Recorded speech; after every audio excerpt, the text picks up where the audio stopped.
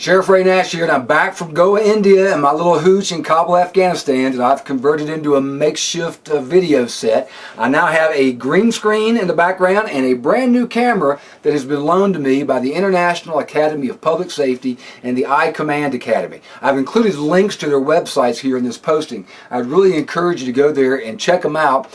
The Police Dynamics Institute and the International Academy of Public Safety, we are partnering together to produce some very dynamic police and leadership training videos. There's already a lot of stuff on their site now, so stay tuned for that. That's going to be an exciting opportunity as we move forward. And now we're all the way through this dynamic leadership series, right up to the last dynamic, which is the dynamic of leadership. We've already talked about the dynamic leadership equation, and in this last segment we're going to talk about inspirational leadership.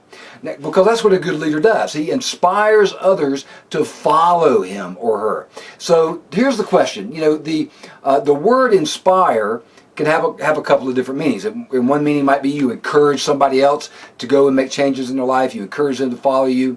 But there's another word, or another meaning of the word inspire. When I breathe in, I inspire, right? And when I breathe out, I expire. When I breathe out for the last time, I have expired.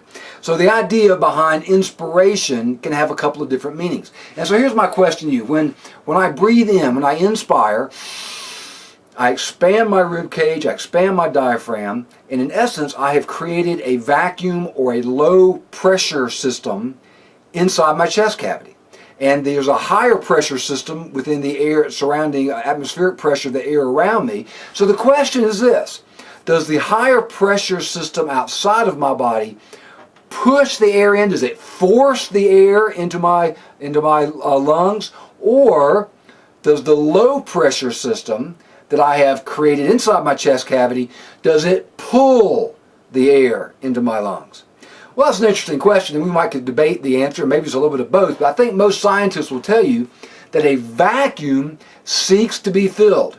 And by creating an environment, a low-pressure environment within my chest cavity, I am creating a situation. I'm controlling the environment in such a way that the air wants to come into my lungs. Nobody has to force the air into my lungs. The air comes into my lungs quite naturally. It's as natural as breathing. We do it all day long, every day. We don't even think about it. Well, you're probably thinking about it now because we're talking about it. But other than that, you don't think about it. It's a very natural process. And that's exactly how inspirational leadership should be. Inspirational leadership is a natural process if you set the dynamics up correctly. If you control the environment in such a way that it is conducive to change, where people want to change. You don't have to force them to change. You're not behind your team, with a stick and cracking a whip saying, "Ha, get on down the road there. That's where we need to be going. Ha, ha." And trying to force them into change. An inspirational leader, a dynamic leader, is out front, and he's saying, "Come this way. This is where we need to go. This is the future. This is where our organization is going to go. This is what it's going to be like, and we painted a vision of the future, and this is how we're going to get there. Y'all come on with me." And he's out front leading the group forward, and if he's done it correctly or she's done it correctly, he's created an environment where it's very natural for them to follow. They want to follow.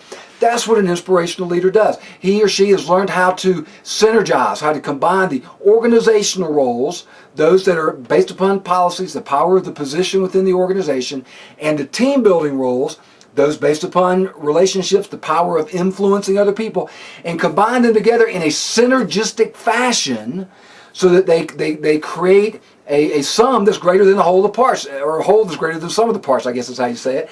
And the idea is that's why it's multiplied. Your organizational roles multiplied by your team building roles creates this synergism, creates this dynamic environment where people want to change. They want to go along. They're no longer satisfied with the status quo, and they want to move forward following this leader into the future.